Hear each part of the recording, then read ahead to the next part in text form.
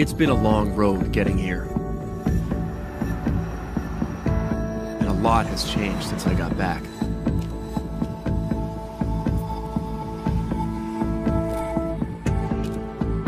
Now this is the center of my world.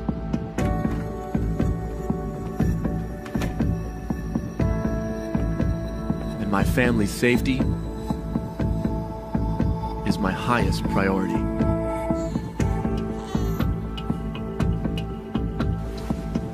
I am responsible for their protection.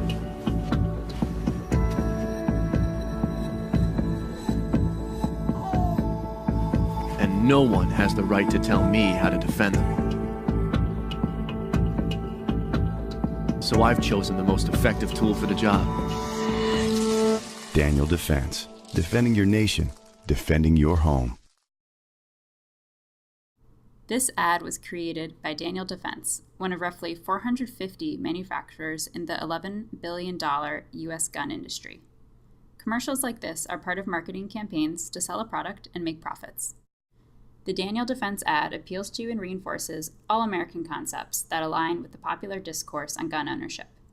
Let's call the man in the ad Bill. Bill is a hardworking American homeowner with a young family that is clearly his priority. Bill is also a veteran. Bill's stay-at-home wife and child are vulnerable and need protection. Bill takes responsibility as an individual to protect his home and family by owning a gun. Ads like the Daniel Defense ad tap into and promote deeply rooted norms that appeal to consumers. These norms include ideas about resisting government control and protecting individual rights, safety and protecting your family, gender norms, sexuality, in particular sexualized women.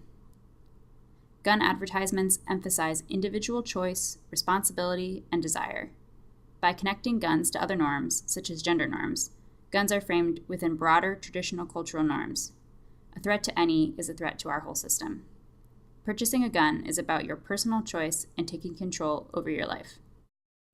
Gun owners are sticks. As an industry, gun manufacturers spend a lot of money distributing these messages and protecting the gun market. Smith & Wesson, one of the largest manufacturers, spent approximately $50 million on sales and marketing in fiscal year 2017. A major threat to this business was the specter of liability. In the 1990s, over 30 cities and counties sued gun manufacturers for damages related to gun violence. In 1990, Washington, D.C. passed a law holding any manufacturer or dealer of an assault weapon strictly liable for all damages resulting from the use of an assault weapon. This era of holding gun manufacturers strictly liable came to an end with the passage of the Protection of Lawful Commerce in Arms Act.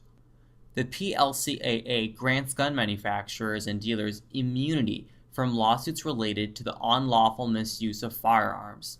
In theory, the law carves out some exceptions for especially reckless business practices. In reality, the PLCAA effectively insulates gun manufacturers from any civil liability. So today, who do we want to hold responsible for gun violence? Typically, we think about individuals. We hold criminals responsible for their crimes. We think of Bill as entitled to use a gun in self-defense. In mass shootings, we blame the shooter as well as those who knew them yet failed to see the red flags. So why don't we blame the gun manufacturers? In part, it's because the gun manufacturers, through the PLCAA, have sculpted the legal regime to insulate themselves from liability. However, the PLCAA only works if this attributional narrative is correct. Keep in mind, someone has to bear the costs of gun violence, and in theory, we can minimize violence if we assign liability to whoever is best able to prevent it. So, what if owning a gun doesn't transform a citizen from a ball to a stick, but instead simply alters their situation? And what if the line between good guy with a gun and bad guy with a gun has more to do with situation than we realize? Statistically, guns do not make households safer. Gun ownership triples the owner's risk of suicide, and in states with fewer guns, there are fewer overall suicides. This difference can almost entirely be accounted for by the difference in the number of firearm suicides. Meanwhile, Americans' per capita risk of being killed during a home invasion is extremely low. Perhaps then it is no surprise that guns are far more likely to be used to threaten or kill family members than to protect them.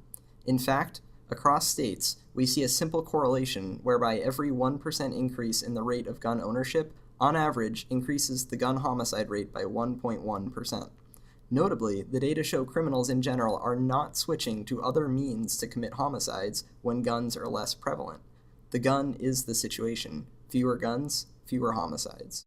And, well, if you dig deeper into their conduct, the gun industry looks a lot less helpless than you might think.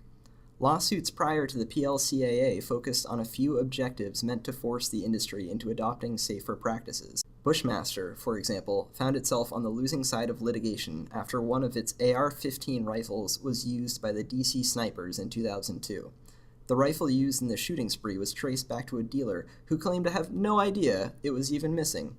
This became a dubious defense when it was revealed that 238 other guns had also mysteriously disappeared from this dealer over a 3-year period. Finally, some plaintiffs wanted gun manufacturers to cease designing and marketing weapons for clear criminal use. For example, the Supreme Court of Maryland ruled that the manufacturer of cheap, easily concealable handguns was strictly liable for the harm caused by these weapons, since they posed an abnormally high risk of criminal misuse. In other instances, gun manufacturers have marketed their weapons as having, quote, excellent resistance to fingerprints. Knowing all of this, can we really say that the gun industry is helpless to reduce the harm its products cause? Does their share of the burden under the PLCAA really seem to match their responsibility? Who is stick in this story? Who is ball? It's been a long road getting here, and a lot has changed since I got back.